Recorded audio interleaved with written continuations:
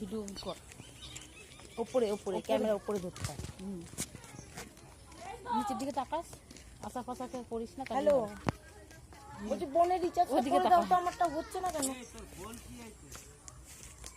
না আমারটা কি সব দেখাচ্ছে ঘুম। বাধ্য হতো 25 টাকা রিচার্জ করে দাও না। আগে একদিন কলাম আমি তোর ফোনে সবে এলাম।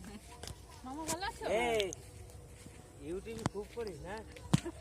হ্যাঁ তুমি দেখো তোর প্রত্যেকটা আমার ফোনে আছে।